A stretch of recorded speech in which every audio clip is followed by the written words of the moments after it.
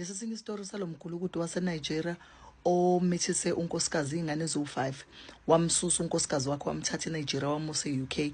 Uthe makafika eUK uGuy sebenabantwana abawu5 8 years later indoda isimtshela ukuthi nje mina ngicela sihlukane please wena uzohlala nabantwana ngizozama ukuthi nginisupport kodwa mina I'm moving on with my life sengikunikile indlela yokuthi na uze phesheya uzokwenza imali awuzama ukuthi wenze imali uhlukane nami manje I'm moving on with my life.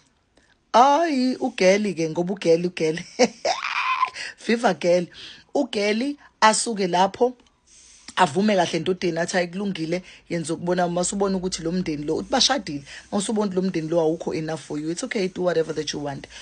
Ahambe umkhwenyana aye emsebenzini or whatever.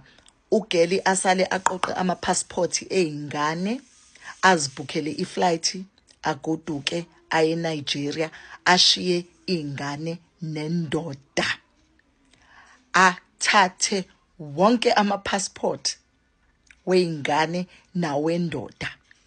Indoda yafona oyifonela unkosikazi umfazi akalibamba ucingo ifonele kubo kankosikazi. The only person obamba ucingo is umawe wankosikazi omtshela nje ukuthi hayi ukhona la uhleli nathi la endlini. Revenge is sweet. Wahlakanipha umfazi. Indoda yakhala ke ibhizi la ku social media ihamba itshela abantu ukuthi yona ishiwe nezingane eziwu5 bese nisibonele leso story.